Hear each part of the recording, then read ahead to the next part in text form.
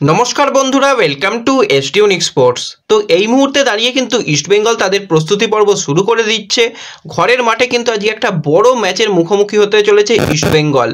এছাড়া কিন্তু আমাদের ভারতীয় ফুটবলের জন্য সুখবর, ভিএআর নিয়ে আমরা প্রতিদিনই প্রশ্ন তুলি, সেই ভিএআরের কিন্তু কাজ শুরু হয়ে গেল।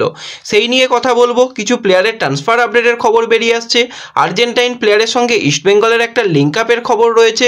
এছাড়া কিন্তু আজকের দিনটা ইস্টবেঙ্গলের নয়নের মণি ব্রাইটের জন্য। তো কেন ব্রাইটের জন্য আজকের দিনটা, সেই নিয়েও কথা বলবো আমরা এই ভিডিওতে। তাই ভিডিওটা শুরু থেকে শেষ পর্যন্ত দেখার অনুরোধ করলাম। আর ভিডিওতে সকলে একটা করে লাইক দিয়ে 500 লাইকের টার্গেট তোমরা পূরণ করে দিও। আর যারা চ্যানেলে প্রথমবার এসেছো, চ্যানেলটাকে সাবস্ক্রাইব করে পাশের বেল আইকনটাকে মনে করে অন করে রেখো, তাহলে তোমাদের প্রিয় দলের খেলার সমস্ত আপডেট তোমরা এখানে পেয়ে যাবে। তো চলো আর দেরি না করে ভিডিও শুরু করা যাক। প্রথমেই যদি কথা বলি আমাদের ভারতীয় ফুটবল নিয়ে, তো ভারতীয় ফুটবলে প্লেয়াররা উন্নতি করলেও কিন্তু রেফারিংদের মান খুবই খারাপ হয়। যে কোনো ম্যাচ রেফারির সিদ্ধান্তে ম্যাচের পরিবর্তন হয়ে যেতে দেখেছি আমরা। 2023-এর দিকেই যদি তাকাই, জঘন্যর থেকে জঘন্যতর রেফারিং হয়েছে। বেশ কিছু ক্লাবকে কিন্তু তার জন্য ভুগতে হয়েছে। বিশেষ করে আমি তো বলবো আমাদের বাংলার দুই ক্লাব ইস্টবেঙ্গল মোহনবাগানকে প্রচণ্ড পরিমাণে ভুগতে হয়েছে, কিছুটা বেশি কিন্তু ইস্টবেঙ্গলকে ভুগতে হয়েছে। একাধিক ম্যাচে কিন্তু ইস্টবেঙ্গলের ন্যায্য পেনাল্টি দেওয়া হয়নি, ইস্টবেঙ্গলকে কিন্তু জোর জবরদস্তি হারানো হয়েছে রেফারির ভুল সিদ্ধান্তের জন্য। তারপর একটা মিটিং হলো, মিটিংয়ে কোনো কিচ্ছু হবে না তোমাদের বলেছিলাম, সেরকমভাবেই মিটিং হয়েছে। অভিযোগ জমা পড়েছে, তাদের নাকি শাস্তি বলে কিছুই নেই, এরকম একটা ব্যাপার। তো তাদের বলা হয়েছে ভালো রেফারিং করতে, এবং রেফারিরাও চেয়েছে যে ভিএআর ছাড়া একদম ক্লিয়ার রেফারিং করা সম্ভব নয়। তো ভিএআর নিয়ে অনেক দিন ধরেই কথা চলছে। তো শেষ পর্যন্ত আজকে একটা বড় সুখবর বেরিয়ে এলো ভারতীয় ফুটবলের জন্য। ভারতে ভিএআর প্রযুক্তির ব্যবস্থার জন্য প্রাথমিক কাজ শুরু করে দেওয়া হয়েছে। এবং এই যে ভিএআর আসার আগে কিন্তু তারা আর একটা সিস্টেম আনতে চাইছে, এভিআরএস, অর্থাৎ অ্যাডিশনাল ভিডিও রিভিউ সিস্টেম। তো সেখানে সেটা প্রথম কার্যকর হবে, তারপরে কিন্তু ভিএআর এর যেটা পুরো ভার্সান সেটা কার্যকর হবে। হয়তো এটা একটু সময়ের ব্যাপার, তবু যদি ভারতীয় ফুটবলে ভিএআর আসে তাহলে কিন্তু ভারতীয় ফুটবলের মান যথেষ্ট ভালো হবে। যেরকমভাবে আইএসএল হচ্ছে, এত বড় বড় প্লেয়ার আসছে, কোচ আসছে, রেফারি যদি এত খারাপ সিদ্ধান্ত দেয় সেটা কিন্তু খুবই ফুটবলের জন্য খারাপ বিজ্ঞাপন। তো যাই হোক, ভিএআর আসবে, এটুকু আমরা আশা রাখি। কত তাড়াতাড়ি আসবে সেটাই হচ্ছে দেখার বিষয়। এরপর যদি আমরা সরাসরি কথা বলি একটু ইস্টবেঙ্গলকে নিয়ে, তো ইস্টবেঙ্গলের কিন্তু অনূর্ধ্ব-17 দল আজকে ঘরের মাঠে একটা কঠিন ম্যাচ খেলতে চলেছে ইউনাইটেড স্পোর্টিং ক্লাবের সঙ্গে। ম্যাচ রয়েছে দুপুর 1:30টা থেকে।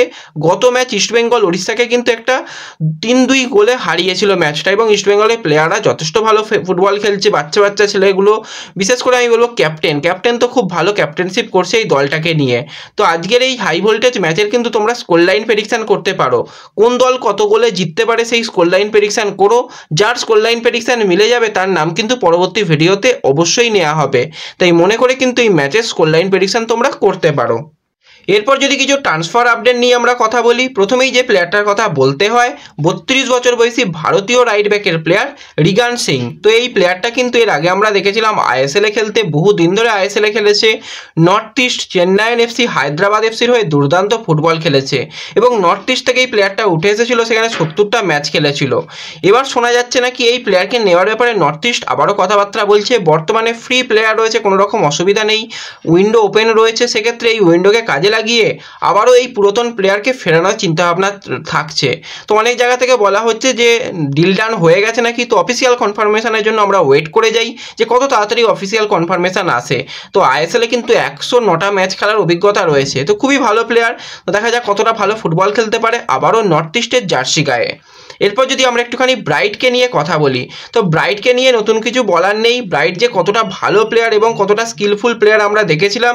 বিশেষ করে তোমরা মনে থাকবে সকলেরই যে ইস্টবেঙ্গলের সঙ্গে উড়িষ্যা এফসির যে ম্যাচটা ছিল, সেই ম্যাচে কিন্তু অসাধারণ ব্রাইটের আমরা একটা গোল দেখেছিলাম, এবং সেই গোলটা আজকের দিনেই হয়েছিল। তো বহুদিন হয়ে গেল সেরকম একটা আমরা গোল দেখেছিলাম, এবং এই গোলটাকে মনে রেখেছে এখনো পর্যন্ত আইএসএল, কারণ আইএসএলের তরফ থেকে সেই ভিডিওটা আবারও দেওয়া হয়েছে যে সেই ব্রাইটের 4-5জনকে কাটিয়ে নিয়ে গিয়ে গিয়ে গোল, অসাধারণ গোলটা কিন্তু আইএসএলের অন্যতম সেরা গোল হয়ে রয়েছে। বর্তমানে ব্রাইট কিন্তু আবারও ভালো ছন্দে ফুটবল খেলছে কাতারের ক্লাবে এবং সেখানে কিন্তু গোল অ্যাসিস্ট করছে, এমনকি হ্যাটট্রিকও করতে দেখা যাচ্ছে ব্রাইটকে। পরবর্তী সময়ে যদি ব্রাইটকে আমরা আবারও ইন্ডিয়ান ফুটবলে দেখি তাহলে খুবই ভালো লাগবে, কারণ এরকম একজন প্লেয়ার বয়স মাত্র 25, অনেক দিন ধরে এখনও ফুটবল খেলতে পারবে আর এই সময় কিন্তু সে তার টপ ফর্মে আবারও ফিরতে পারে। তো দেখা যাক পরবর্তী সময় ব্রাইটকে যদি অন্য কোনো বা যে কোনো আইএসএলের ক্লাব ইস্টবেঙ্গলে যদি নেয় পরবর্তী সময়, তাহলে কিন্তু আবারও সেই ব্রাইটের স্কিলফুল খেলা আমরা দেখতে পাবো। এবং ব্রাইটের এই যে অসাধারণ গোলটা কিন্তু তোমরা আমার ফেসবুক পেজে পেয়ে যাবে, তাই ডিসক্রিপশন বক্সের লিঙ্ক থেকে ফেসবুক পেজে চলে যাও, সেখানে কিন্তু ব্রাইটের এই স্কিলফুল গোলের ভিডিওটা তোমরা সেখানে পেয়ে যাবে।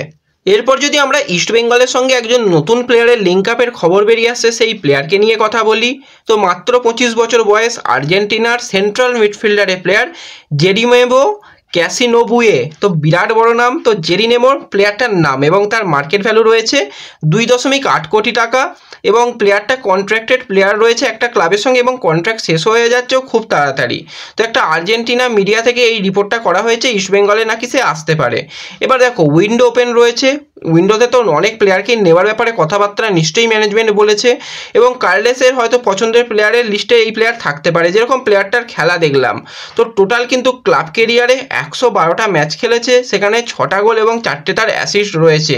তো মেন পজিশানে কিন্তু তার ডিফেন্সিভ মিডফিল্ডার, তো ডিফেন্সিভ মিডফিল্ডার হলেও কিন্তু সে গোল করতে পারে তার খেলা দেখে, যেটা বোঝা গেল এবং খুবই একজন স্কিলফুল প্লেয়ার, খুবই একটা ভালো চয়েস হতে পারে ইস্টবেঙ্গলের জন্য। কিন্তু এটা জাস্ট একটা রিপোর্ট করা হয়েছে, এই ব্যাপারে কিন্তু এখনো কনফার্মেশন কোথাও থেকে আসেনি যে এই প্লেয়ারকে ইস্টবেঙ্গল নিতে পারে। তবু আর্জেন্টিনার মিডিয়া থেকে একটা রিপোর্ট করা হয়েছে, তোমাদের এটা দেখিয়ে দিলাম, তোমরা বুঝতে পারছো। তো দেখা যাক পরবর্তী সময়, যেহেতু এখনো ট্রান্সফার উইন্ডো ওপেন রয়েছে, কোনো রকম অসুবিধা নেই। যদি পরিবর্তন ভাবে যে একজন এরকম ডিফেন্সিভ মিডফিল্ডার বা সেন্ট্রাল মিডফিল্ডারকে নেবে, সেটা ভালোই হবে। পারদোর পরিবর্তে যদি এরকম একজন প্লেয়ারকে নেওয়া যায়, সেটা কিন্তু খুব একটা খারাপ অপশান হবে না, যেটুকু সিজন বাকি রয়েছে সেইটুকু সিজনের জন্য। তো পরবর্তী সময় এই বিষয় নিয়ে যদি কনফার্মেশন আসে কিছু, অবশ্যই তোমাদের শেয়ার করে নেব। তো এই ভিডিওতে এইটুকুই ছোট্ট আপডেট তোমাদের সঙ্গে শেয়ার করার ছিল। ভিডিও ভালো লাগলে ভিডিওতে লাইক করে দিও, চ্যানেলে প্রথমবার এলে চ্যানেলটাকে সাবস্ক্রাইব করে দিও এবং ভিডিও সকলের সঙ্গে শেয়ার করে দিও।